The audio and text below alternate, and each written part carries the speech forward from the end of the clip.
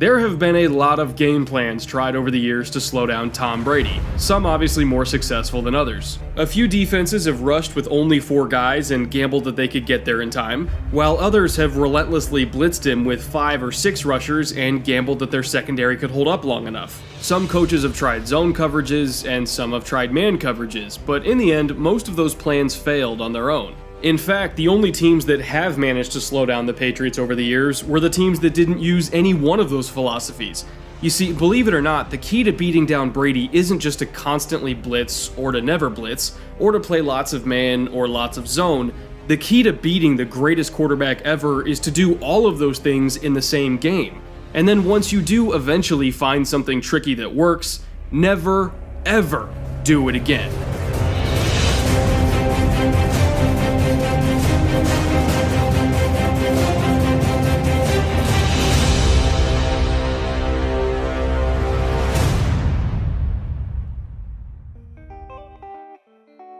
The Patriots offense is a very unique machine that nobody else around the league has been truly able to replicate. Most offensive coordinators will give a play call based on personnel grouping, down, distance, score, clock, and of course the experience level of their quarterback. And a lot of the time those QBs will also have a secondary play call that they can switch to depending on whatever they read from the defense before the snap. New England, though, is different. It doesn't matter what their personnel grouping is, or what the down and distance is, or what the situation is, Tom Brady has the authority to turn any play at the line of scrimmage into any other play in the entire book just by using one word or hand signal. Every single player on that offense knows the whole route tree and the whole system, even down to the fullback, and Brady will not hesitate to completely morph Josh McDaniels' play call to his liking based on whatever he's seeing from the defense. Playing against a shapeless, formless, non-identifiable offense like this one is a different kind of challenge, and because of that it requires a different kind of approach if you want to stop it. So as Super Bowl Sunday inches closer, I went in search of some lessons that the Rams can learn from to help them shut down this machine. And to do that, I looked at the game plans of the 2018 Titans and Steelers, who both had great days against New England, as well as a game plan from Wade Phillips himself from back in his Denver days. All of those successful defensive performances used different personnel packages, different coverages, and different pressures, so there was no singular formula as far as any of those aspects are concerned. But they all did share a few key common philosophies that are way more important in the grand scheme of things. Number 1, they all use Brady's problem-solving tendencies against him, especially when he spread them out on third downs to get a clearer picture of the defense. Number 2, they made him hold the ball just a hair longer by changing the coverage after the snap and slowing down his reads. And number 3, and this is perhaps the most important one of all, they tried not to use the same tricks too many times before he picked up on them and found their weaknesses. Or at least keyword tried on that last one. The Steelers got caught with their hand in the cookie jar a little bit late in that game, but I'll get to that mistake later. Let's start with the first point on that list, using Brady's own problem-solving tendencies against him. Tom has a very particular way that he operates before and after the snap within this system, and it's one that's driven defenses crazy for almost 2 decades now. But if you know how he thinks, you can prepare for all of the aces that he keeps stored up his sleeve. Take this third down stop by the Titans back in Week 10 as an example. It's 3rd and 4 just outside of field goal range, and Tennessee is showing straight up cover 1 with a 5-man rush. But there's a bit of a wrinkle in there because there are 3 inside linebackers on the field. Usually if you've got 3 inside backers on the field on 3rd down against only 1 tight end, at least one of those backers is probably blitzing, because there's no other reason why the defense would employ that kind of personnel package in this situation.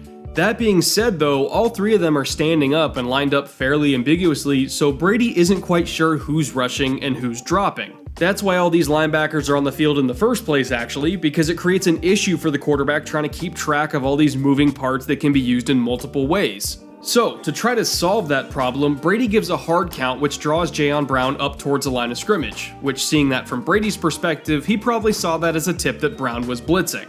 Ironically, Brown was not blitzing and he was actually just coming up to aggressively meet James White in coverage and potentially jump a screen pass, but Brady didn't know that yet.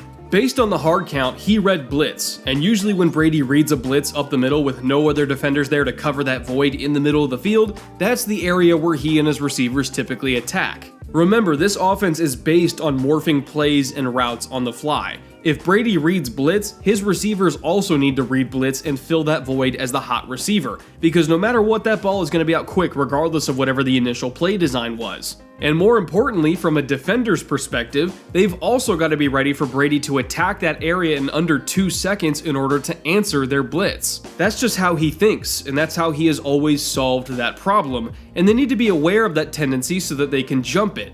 And Kevin Byard thankfully understood that tendency well enough to be all over this hot route by Jacob Hollister from the beginning.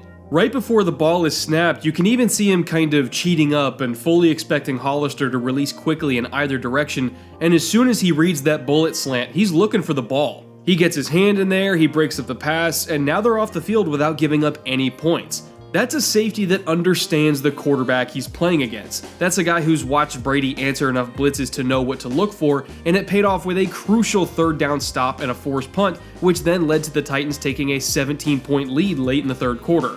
When you're playing against the Patriots offense, you're not just facing a quarterback, you're facing one of the best brains the sport has ever seen, and you have to understand how that brain works. Brady can answer any test you throw at him if you make it easy, so just don't make it easy. Mix up your coverages, mix up your rushes, make pressures harder to read by moving people around and dropping bodies that he doesn't expect to be dropped. Roll safeties across the field at the last second and switch between match zones and spot drop zones. Bracket Julian Edelman inside and out and take away those two-way option routes. Just whatever you do, don't let Brady trust his pre-snap read and try to slow down that brain as much as possible after the snap. And that brings me back to the second point on my list, which is switch up your coverages on the fly to make Brady hold the ball. I came across a great example of this when I was studying one of the last times that a Wade Phillips defense went against Brady, all the way back in the 2015 AFC Championship game. This was another third down, 3rd and 15 to be exact, and once again we see Brady using his usual pre-snap tricks to try to figure out the defense.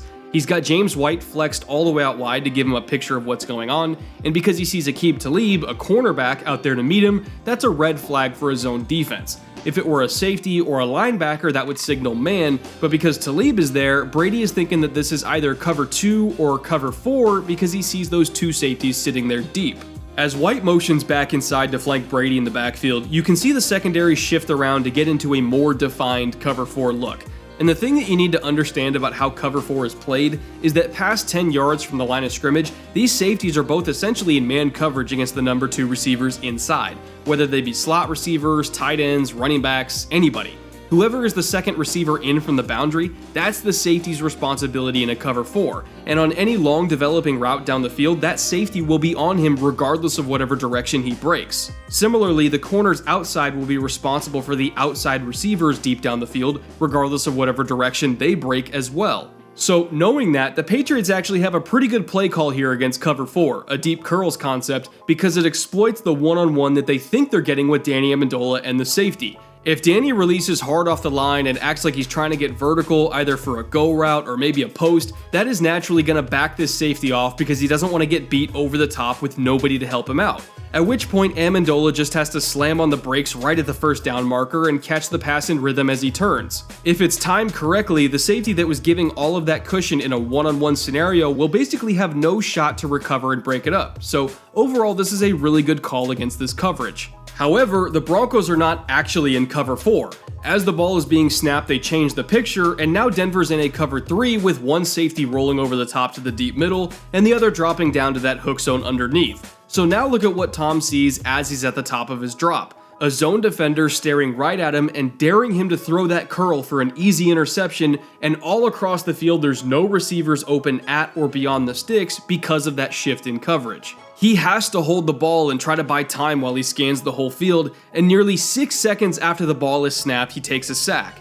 Now, 6 seconds of holding the ball might as well be a year by NFL standards, but by Tom Brady standards, that's an eternity. This was a coverage sack all the way because Brady never ever holds the ball that long, and the reason why the coverage was so effective was because they deceived Brady with a late roll with the safeties and slowed down his read. I've said it before and I'll say it again, you cannot give him a clear picture of your defense. You have to muddy the waters and make him hold it because with how damn slow he is, he's not going to get away from you as a runner. His only weapon for neutralizing a good pass rush is his release time, not his mobility, so if you lengthen that release time by throwing weird looks at him, you can really help out your pass rush. However, and this is a very big however, when you are throwing all these crazy coverage switches at Tom, you have to make sure not to overuse them, because if you use the same look enough times, then it becomes easy to read again and he'll go right back to picking you apart. That's actually number 3 on the list, by the way, and I'll use this sequence of plays from the Pittsburgh game earlier this year as an example.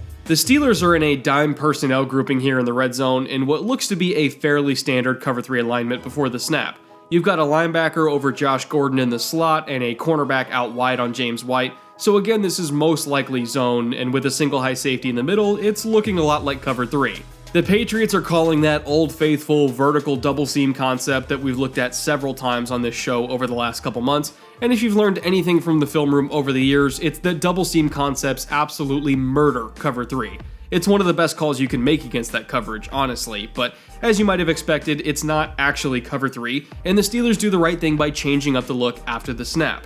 Watch them invert this coverage essentially to a Tampa 2 zone with both of those deep safeties now sitting on those seam routes and a robber sitting underneath them to undercut anything thrown to that soft spot in the middle.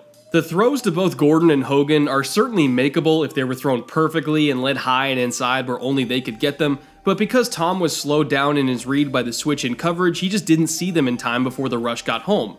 And again, without any mobility whatsoever, his only weapon at neutralizing a pass rush like this is to get that ball out quickly and decisively. Once the Steelers got in the backfield, he couldn't get away, and he unwisely threw it up for grabs where Joe Hayden came down with the pick. So again, making Brady think for an extra beat and hold the ball is key, and switching up coverages is how you do that. But what you don't want to do is show the same switches enough to the point where Brady gets used to seeing that same look over and over. That roll to Tampa 2 was used probably 3 or 4 times before that interception throughout the game, all in long yardage situations from dime personnel, so by the time New England's 2-minute drill came around at the end of the fourth quarter and the Steelers showed that look yet again, Tom had seen all he needed to see and he was waiting for it.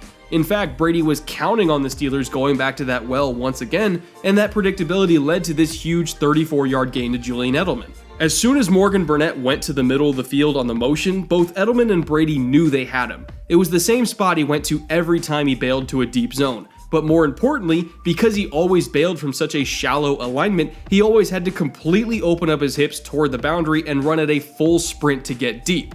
Because of that desperate sprint deep, he was almost never looking at Brady or looking at the middle of the field like a normal safety would be doing in Tampa 2, so the deep middle was actually more vulnerable than it usually would be just because of that little wrinkle. Down in the red zone earlier, when things were very compressed and there wasn't much room to work deep, that opening didn't show up as much. But here, with tons of green grass to work with and no end zone to restrict space, Edelman had all the freedom in the world to just stem the route back inside of Burnett when he wasn't looking and slip in behind that robber zone over the middle.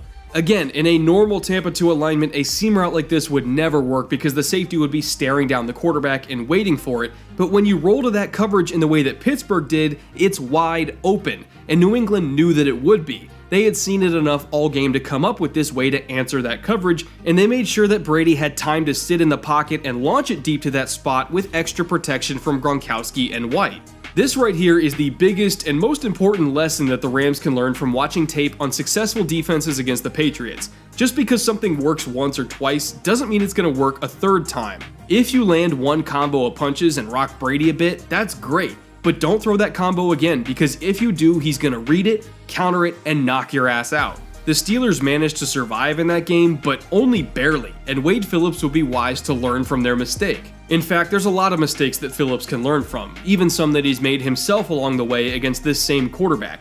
But if there was one defensive coordinator in the league that I would trust to give Tom a run for his money, it's Wade. He, more than almost anybody else, knows that this matchup is not about the talent level on either side of the field, but rather about how that talent is used. It's about who comes up with the best plan of attack and who does the best job at disguising that plan until the very last second. When you go against the Patriots, your speed, strength, and overall freakishness don't matter nearly as much as your discipline, toughness, and intelligence. To be honest, very rarely are the Pats ever the most talented team on the field, but they are almost always the smartest. So if I'm the Rams, I'm not directly game planning for Julian Edelman's quickness or Gronk's size or the versatility of their running backs. Those things are all problems in the background. I'm game planning for the quarterback and how he sees the field. Because at the end of the day, if you slow down Tom, you slow down the whole offense. And if you slow down the offense, you win the game. With 1 week left to go, that is a very simple equation that is now in front of the Rams to solve. I don't know what they're going to do about it, but I certainly know what I would do if I was in their position. Don't worry about being better. Tennessee, Pittsburgh, and once upon a time Denver were not better than the Patriots, but on those special Sundays, they sure as hell were smarter.